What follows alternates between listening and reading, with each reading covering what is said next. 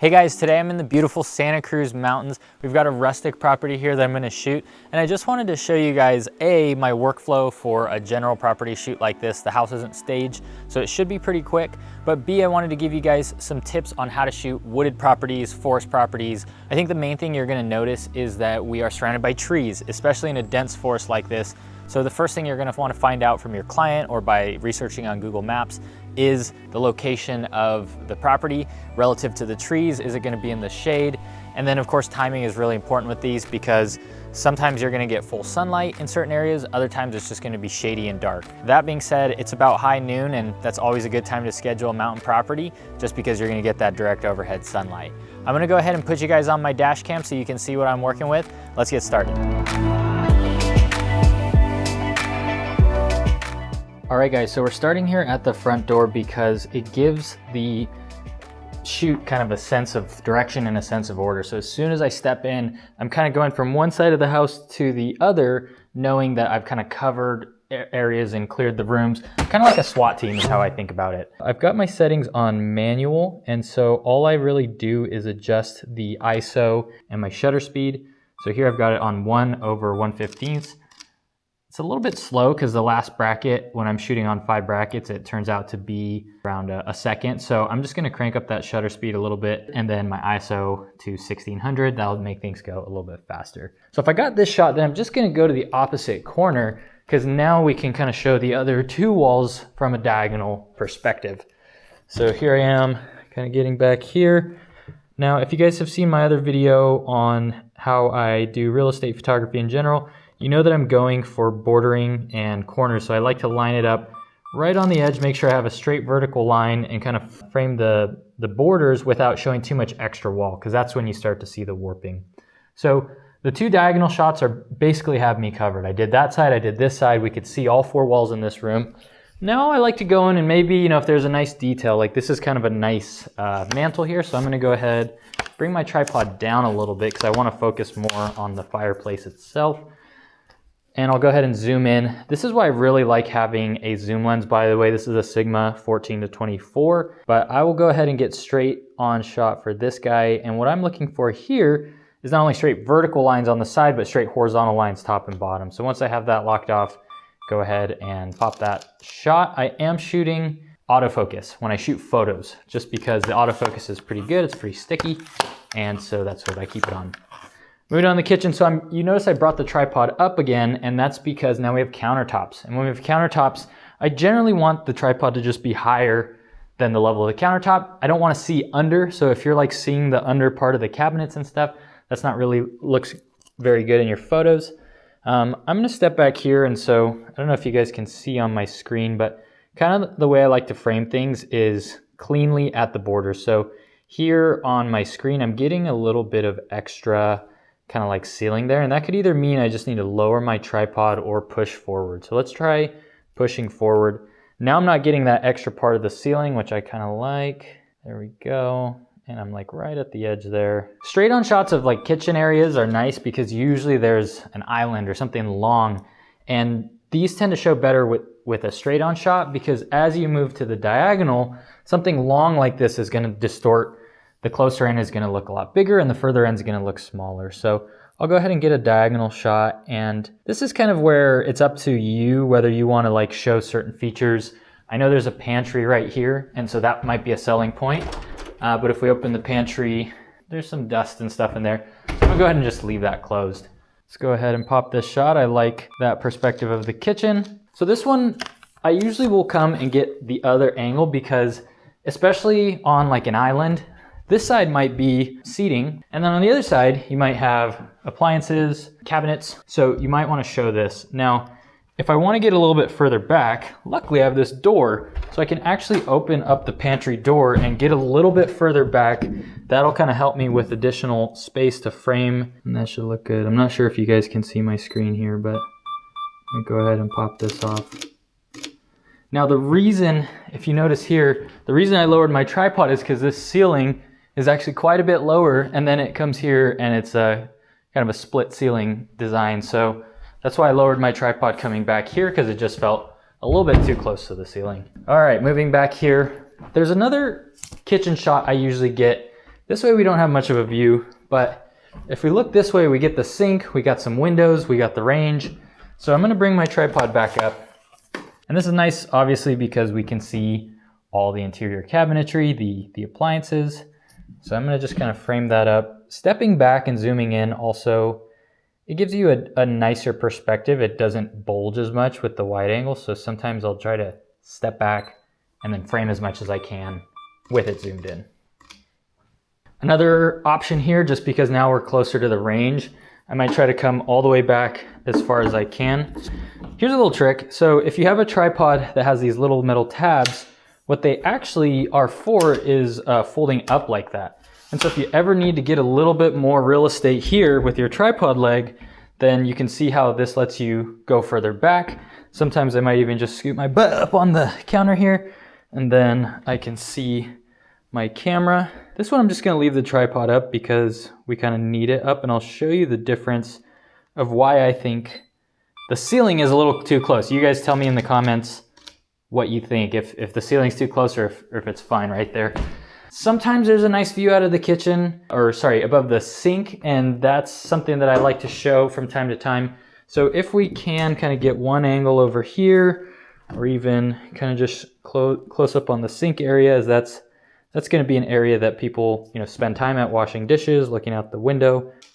So I think in general, we're done. If I wanted to cover one more shot, now that I'm realizing one that could show the entryway and show the living room, then I can actually shoot it from this corner, and maybe that'll be a little bit better for showing the connection of the doorway. So I'll just pop this shot. I probably will only deliver 2 angles of this living room. And so just having the extra shot, I can again go back, pull it out. Now we have options, right? Where do we go? Can we go out there? I'm gonna stay inside. I like to just go ahead and stay inside. When I walk into a room, I usually just shoot the first 2 walls that I see from this entryway. So I'm looking here, I've got 2 walls. I'm gonna find the border. I'm gonna try to back my camera out of the door.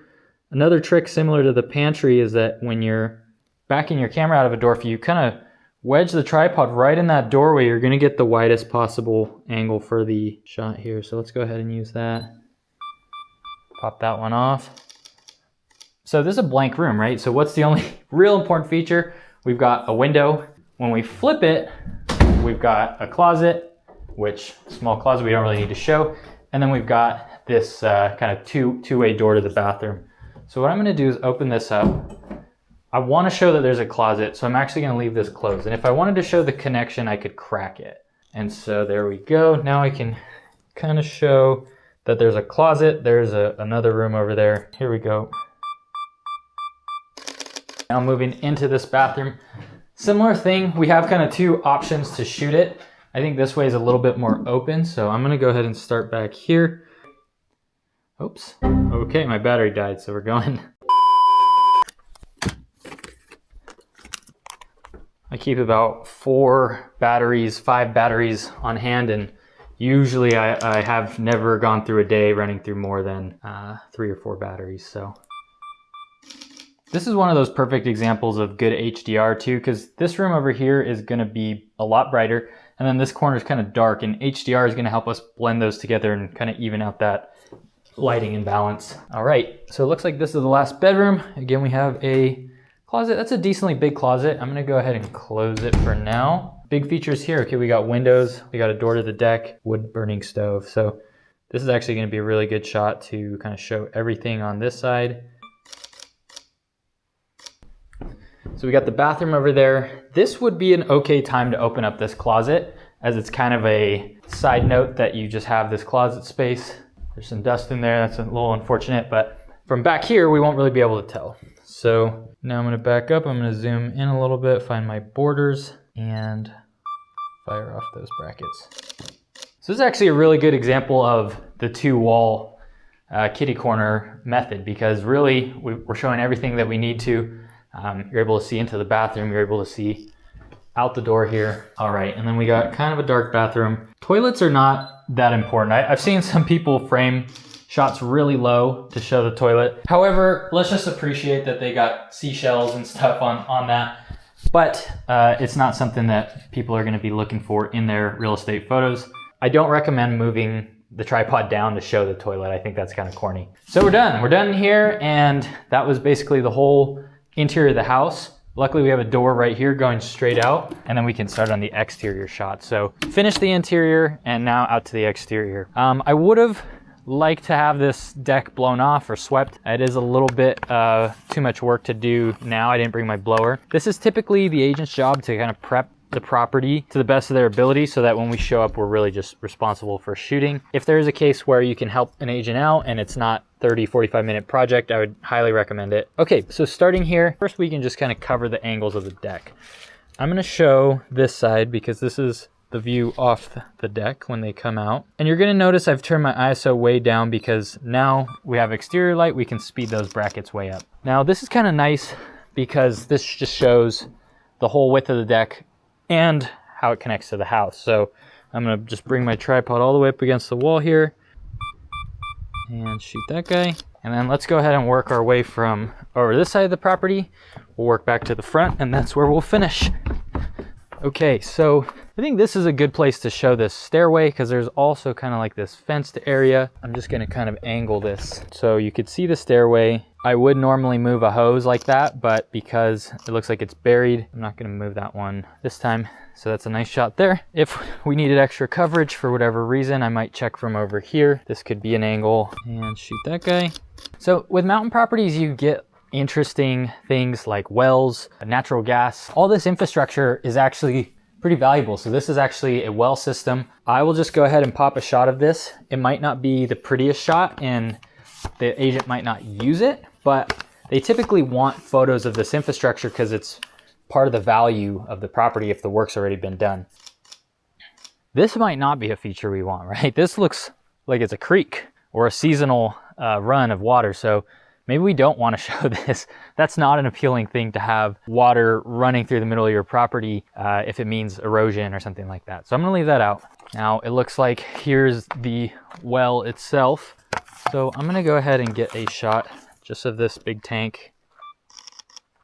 Whatever this whole area is, not the most gorgeous. So I'm not gonna get super close to it, but it's just showing that there's flat usable space, which again, if you're in the mountains, it's sloped, then flat usable space is valuable. So shooting that shot. Okay. So the last thing we really need to do is just cover that front side of the house. And again, you can see how our strategy was kind of to work clockwise, just so you don't forget anything. So yeah, the main thing messing with my shot here is the sun flare. Just gonna put my finger, block that guy out. And that looks pretty good to me. I mean, what I'm looking for is kind of like artifacts that would be in front of the house, like the streaky lines and stuff. So as long as I got that blocked out, I can deal with whatever's going on with the finger. One that's important usually to agents is the front door as well. I will try to do like a front porch shot, and so that you can kind of see what that looks like. You're not going to hear the brackets because my camera went on silent mode. Here's just another angle of the house, and this is actually a pretty sweet angle. Another potential MLS money shot because the shape of the house looks really cool here. Also, if you have little elements in the side, so right now that little post is in, stuff that you can remove with generative fill, then it's actually better to just kind of frame it in and then remove it in post. There's a little sun streak. I can remove those spots in post as well. Awesome. I like that shot. That could be the money shot. So that's it, you guys. Full property shoot. I think that was probably 20 minutes. It's a really nice experience to be out here in nature, hearing the creek, stuff like that, and obviously doing our job. So I hope this was helpful. Leave any comments down below if you have questions, or if you want to see more videos like this, subscribe. See you later.